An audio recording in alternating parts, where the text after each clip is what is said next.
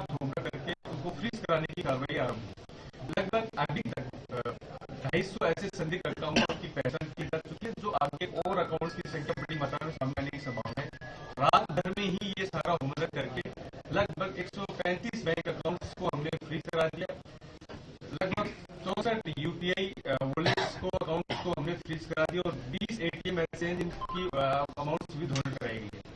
इसके साथ ही हमारे लगातार प्रयास जारी है कि इन अकाउंट से जो अन्य संदिग्ध अकाउंटों को लेन देन शुरू हो रहा है उनको भी हम फ्रीज करवाएं। सारे अकाउंट्स का अभी तक की आरंभिक अनुसंधान में जो संदिग्ध लेन देन और फ्रॉड की राशि जो अभी तक पाई गई वो लगभग 30 करोड़ के आसपास अभी तक पाई गई है, जिसमें आगे अनुसंधान में यह रकम और ज्यादा बढ़ने की पूरी संभावना है। इसमें कुछ बाबा बनने की किस तरह से किस तरह से खरीद रहे थे?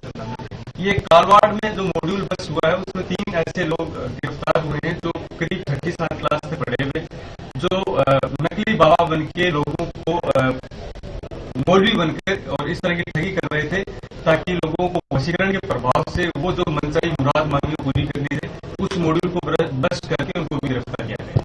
श्रीलंका से भी ट्रेन लेके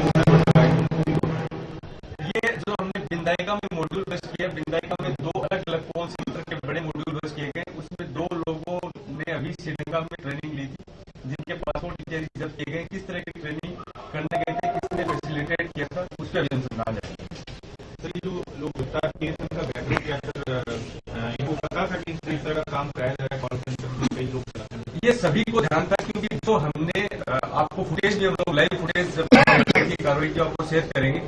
जब हमने लाइव रेड की तो 2 सेंटर्स पे तो लाइव बैटिंग चल रही थी, तो इसमें एक भी ऐसा मुलजिम नहीं था जिसे ध्यान नहीं हो कि कोई फर्जी कॉल सेंटर पे कार्य कर सकते हैं।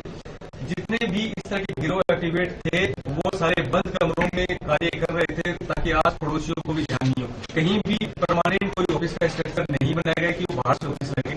रेजिडेंशियल इलाके में एक बंद जगह पर ताकि बाहर के लोग सकने इस तरह का मॉड्यूल चल रहा है।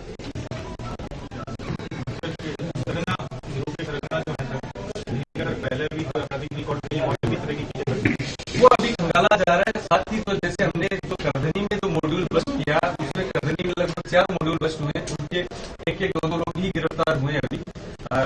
करधनी के एक मॉड्यूल में एक व्यक्ति के पास में लगभग 100 के आसपास ड्यूल अकाउंट्स मिले जो साइबर फ्रॉड करने वाले लोगों को उपलब्ध करवाता है।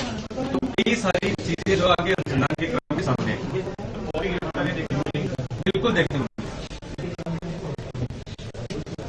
हमारे अधिकारी रोशन जी मीणा जो है उनके कल निर्देशन में सारी टीमों ने समन्वय से कार्य किया।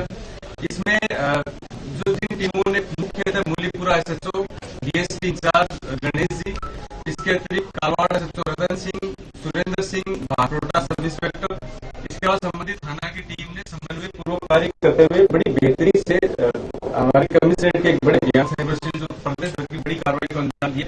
साथ ही जयपुर पश्चिम के जो पिछले साल के साइबर फ्रॉड को लेकर जो प्रयास है उसके बारे में भी हम आपको बताना चाहते हैं कि लगभग 9 करोड़ के आसपास 1 जनवरी से लेकर 31 दिसंबर तक जयपुर पश्चिम में अलग अलग लोगों के साथ फ्रॉड हुए, जिसमें हमारी जो साइबर फ्रॉड प्रिवेंटिव सेल है उसने लगभग 3 करोड़ 85 लाख के आसपास पैसों को होल्ड करवाया और उसमें लगभग 1 करोड़ 86 लाख पीड़ितों के अकाउंट में रिवर्स हो चुके हैं। हम हमारी सेल ने जो अच्छे मानक स्थापित किए हैं, जो अन्य रिवर्ट कराने की प्रोसेस है उसके लिए कोर्ट में भी प्रोसीडिंग चल रही है। तो इस मामले में भी जो एक आम परिवार है जिसका कहीं भी बैठा कोई साइबर फ्रॉड करने वाला अगर उसके साथ फ्रॉड कर रहा है तो उसमें भी जयपुर पश्चिम की जो साइबर सेल है वो प्रिवेंटिव के तौर पर और अलर्ट होकर मुस्तैदी से कार्य कर रही है।